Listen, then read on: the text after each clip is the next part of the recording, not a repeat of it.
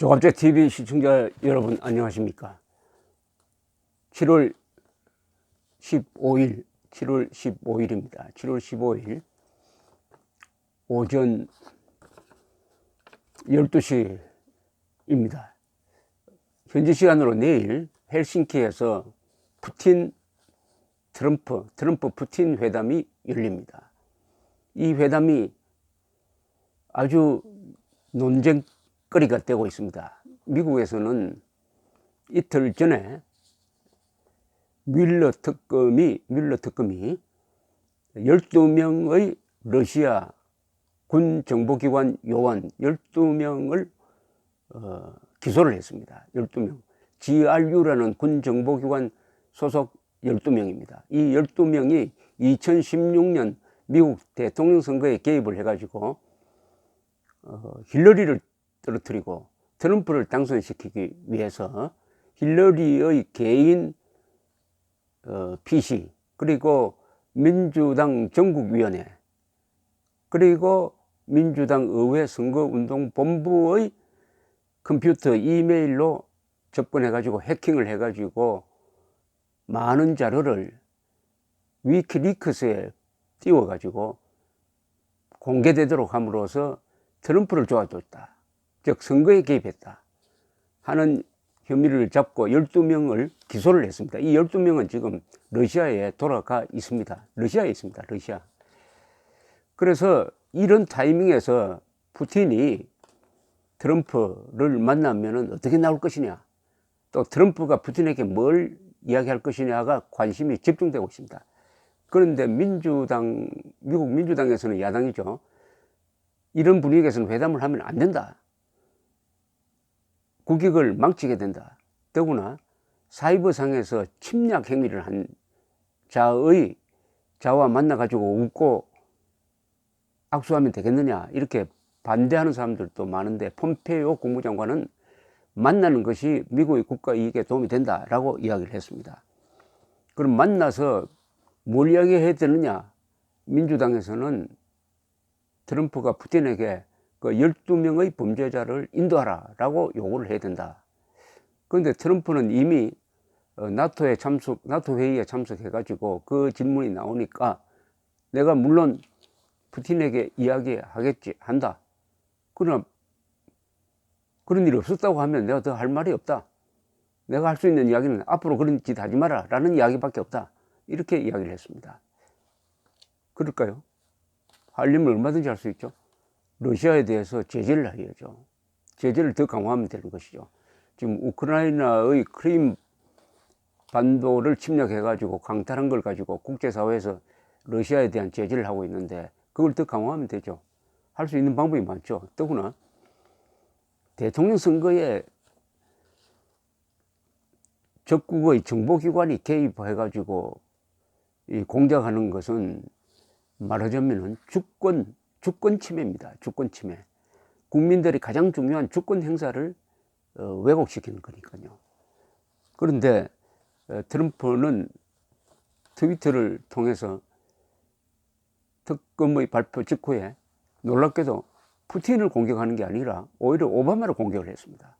그런 발표가 나오면 미국 대통령 같으면은 엄중하게 푸틴한테 이런 짓을 하면 안 된다고 경고를 하는 트위터를 날리는 게 보통인데, 엉뚱하게도 표적을 트럼프가 오바마를 잡아가지고 이런 일은 다 오바마 때 일어났다. 그런데 오바마는 알고도 아무것도 하지 않는 거 아니냐, 이렇게 주장을 합니다. 근데 이것도 사실과 달라요. 오바마는 당시에 러시아에 경고를 하고 관계자를 추방하고 그 다음에 공관 몇 개를 폐쇄하기도 했습니다. 조치를 취했습니다.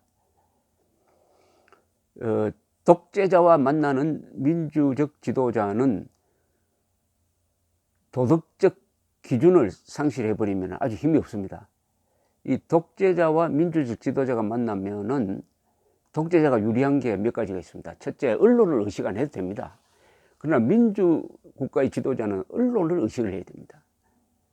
그리고 시간이 많습니다. 독재자는. 그러나 민주국가는 지도자는 임기 안에 뭘 해야 됩니다. 결정적으로 불리합니다. 그러나 민주국가 지도자의 강점이 있습니다. 바로 도덕성이죠. 자유, 인권, 법치, 기반한 그 도덕성을 딱 지키면 됩니다. 그러면 도덕성이 맞지 않으면 회담 깨버리면 돼요.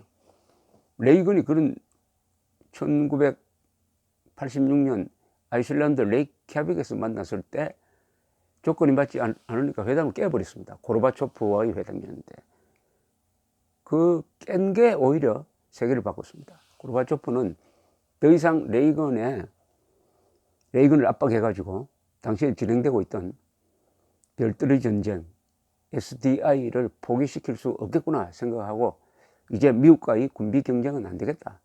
그렇다면 개혁 개방으로 가는 수밖에 없다 하는 결심을 했다는 것입니다. 회담을 깹으로써 역사를 바꾸었습니다. 물론 언론의 비판을 많이 받았죠. 그걸 감수를 해야죠. 위대한 지도자는 그렇게 하는데 트럼프가 푸틴을 만나면은 또 김정은 만났을 때와 같은 똑같은 실수를 할 가능성이 있다는 겁니다. 즉 트럼프는 허영심이 강해가지고 이 아부하는데 잘 넘어간답니다.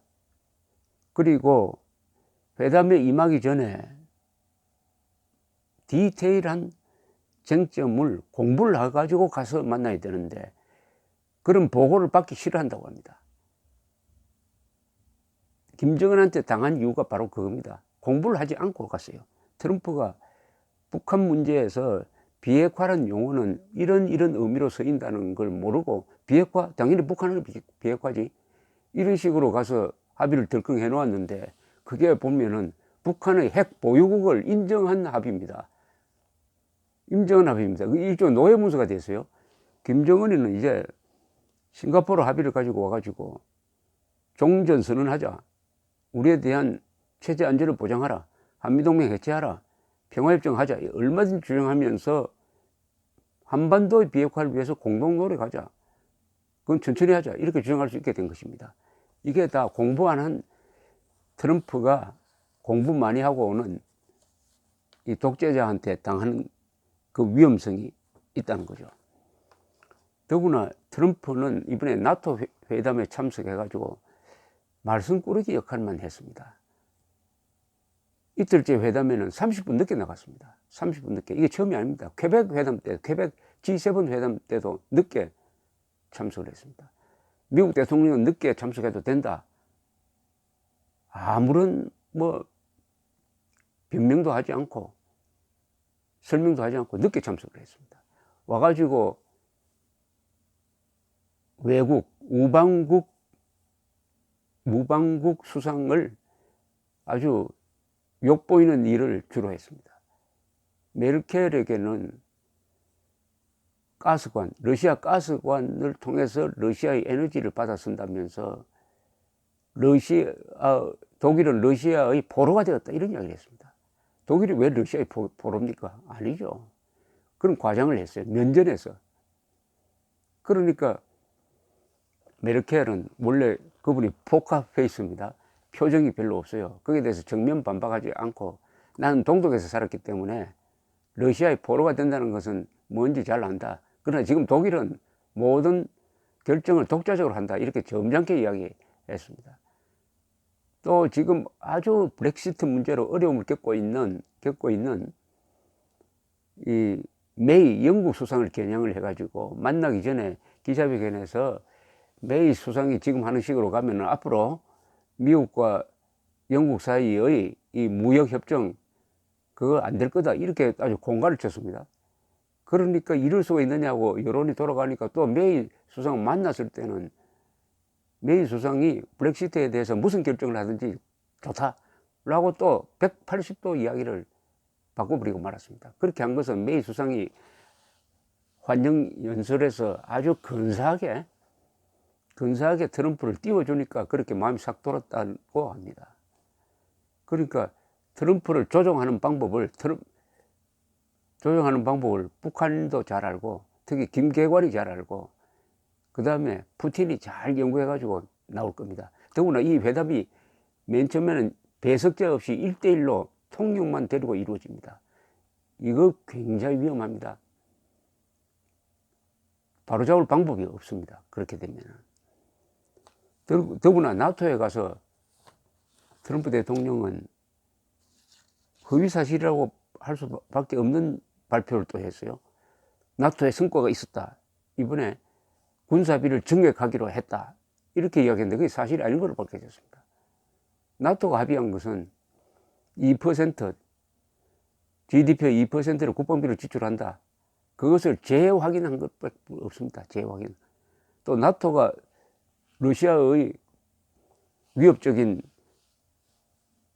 그 자세에 대비해 가지고 증액을 하고 작년만 해도 300억 달러를 늘렸습니다. 국방비 300억 달러를 늘렸는데 트럼프가 계속 더 늘리라고 했지만 이번에 더 늘리겠다, 특별히 더 늘리겠다는 합의가 이루어진 게 없는데 그런 합의가 이루어진 것처럼 이야기를 하니까 프랑스 대통령이 아주 간단하게 그런 사실이 없다고 잘라버렸습니다. 이런 중요한 문제에서 이렇게 사실과 다르게 이야기하면 어떻게 됩니까? 트럼프는 자기하고 라이벌이었던 2016년 선거 때 힐러리는 300만 표, 투표수로는 300만 표를 더 많이 받았지만 선거인단 계산해서 져가지고 말하자면 패배했는데 트럼프가 힐러리 클린턴을 묘사를 할 때 항상 그 이름 앞에 이 트위터에 올릴 때 단어 하나를 붙입니다. 이 정관사처럼 붙이는 단어가 있어요. 크루키드입니다. 크루키드. CROOKED. 크루키드. 크루키드 힐러리 클린턴이라고 합니다. 이 크루키드라는 게 무슨 뜻이냐 하면은 이 굽었다는 뜻입니다. 사람이 삐딱하다는 뜻입니다. 아주 마음이 비틀어졌다는 뜻이에요. 마음이 비틀어진 힐러리 클린턴. 항상 요런 단어를 씁니다. 이게 사람이 할 짓입니까? 서로 싸웠으면, 당당하게 싸웠으면 그것으로 끝내야지.